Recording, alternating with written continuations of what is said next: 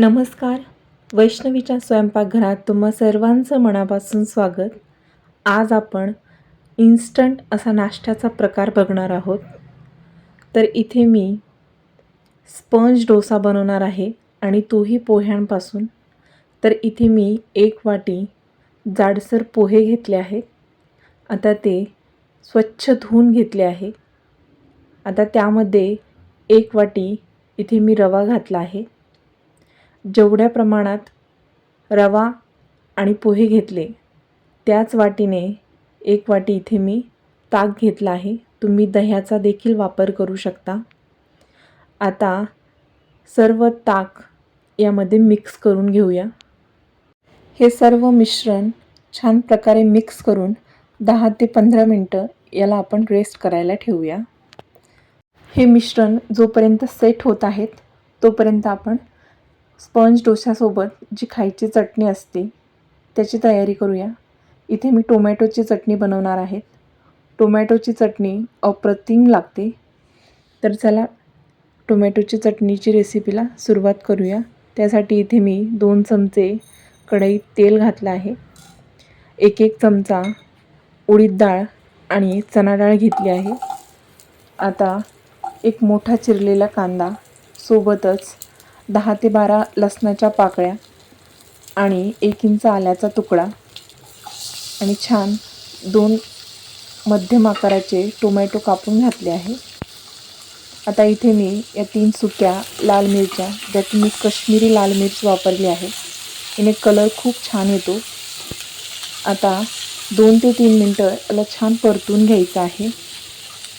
छान परतले गेले आहे. त्यामध्ये थोडासा हिंग घालूया आणि चवीपुरतं मीठ घालून याला पुन्हा एकदा छान मिक्स करून घेऊया. ही अशा प्रकारची टोमॅटोची चटणी भातासोबत, इडलीसोबत, डोशासोबत खूप छान लागते. सर्व साहित्य छान प्रकारे परतून झाले आहेत.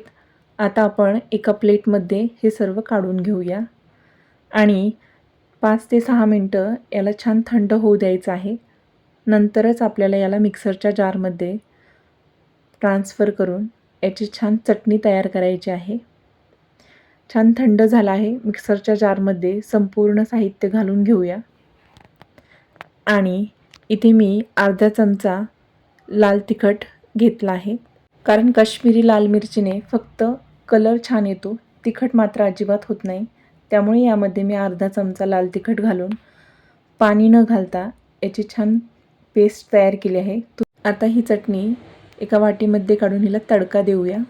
त्यासाठी इथे मी 2 चमचे तेल गरम केलं आहे. त्यामध्ये अर्धा चमचा जिरे, मोहरी, 1 सुकी लाल मिरची आणि कढीपत्त्याची 7 ते 8 पाने घालून याला मस्त असा गरम गरम तडका देऊया.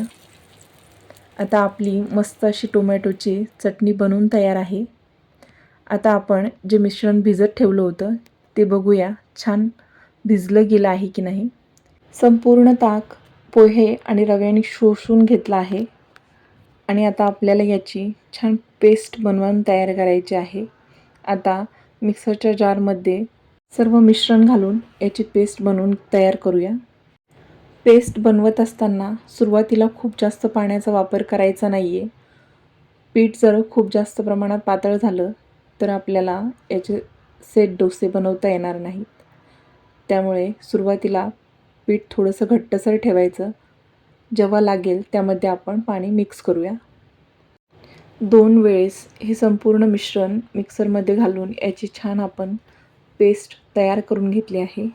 आता आपण यामध्ये घालूया चवीपुरतं मीठ आणि याला विस्कच्या साहाय्याने छान विस्क करून घेऊया, म्हणजेच फेटून घेऊया. म्हणजे यामध्ये मस्त असे बबल्स तयार होतील. मग आपल्या सेट डोस्याला एकदम छान प्रकारे जाळी पडेल. आता मला इथे बॅटर थोडं घट्टसर वाटते, त्यामुळे मी यामध्ये थोडंसं पाणी घालून याला पुन्हा फेटून घेत आहे. पीठ छान प्रकारे फेटलं गेलं आहे. त्यामध्ये आपण घालूया चिमूटभर बेकिंग पावडर. तुम्ही इनो वापरली तरीही चालेल. इथे मी बेकिंग सोडा घातला आहे. आता त्यावरती थोडंसं पाणी घालून याला पुन्हा मिक्स करूया आणि लगेच याचे डोसे बनवायला घेऊया.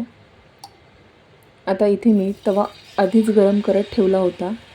त्यावरती हे सर्व बॅटर छान पसरून घेऊया. तवा खूप जास्त गरमही नसावा. एकदम मध्यम आचेवरती आपल्याला हे डोसे तयार करायचे आहे. आता यावरती तुम्ही बघू शकता मस्त अशी जाळी तयार झाली आहे. त्यावरती 1 चमचा मी इथे तेल घातलं आहे. तुम्ही बटर, तूप देखील वापरू शकता. आता याला मी पलटी करत आहे. तुम्ही एकाच बाजूने भाजलं तरीही काही हरकत नाही, पण इथे मी दोन्ही बाजूने याला छान शेकून घेतलं आहे. आता तर अशाच प्रकारे सर्व डोसे आपल्याला बनवून तयार करायचे आहे. हे डोसे एकदम झटपट होणारे आहे. आपल्याला डाळ, तांदूळ हे सर्व भिजत ठेवायला टाईम नसेल आणि असा डोसा आपल्याला खायचा असेल, तर ही रेसिपी तुम्ही नक्की ट्राय करा. मस्त असे आपले स्पॉन्ज डोसे बनून तयार होतात. खायला देखील अप्रतिम लागतात आणि शिवाय कमी वेळात तयार होतात.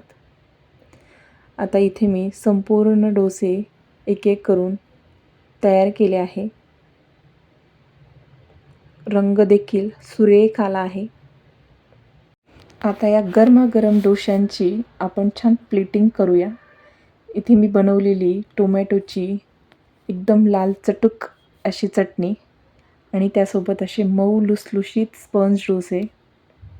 तुम्हाला हा स्पंज डोसा कोणकोणत्या चटणीसोबत खायला आवडतो हे कमेंट करून नक्की सांगा. आता तुम्ही बघू शकता किती मऊसूत आणि एकदम जाळीदार असा आपला स्पंज डोसा इथे बनवून तयार झाला आहे. तुम्ही त्याची जाडी, त्याचं टेक्स्चर देखील बघू शकता. खूप अप्रतिम तयार झालेला आहे. टोमॅटो चटणीसोबत तर हा डोसा अप्रतिम लागतो. एकदा ही टोमॅटोची आणि स्पंज डोस्याची रेसिपी घरी एकदा नक्की ट्राय करा. व्हिडिओ आवडला असेल तर व्हिडिओला एक लाईक नक्की करा. चॅनलवर नवीन असाल तर चॅनलला सबस्क्राईब करा. भेटूया अशाच नवनवीन व्हिडिओसोबत. तोपर्यंत खात राहा, मस्त राहा. धन्यवाद.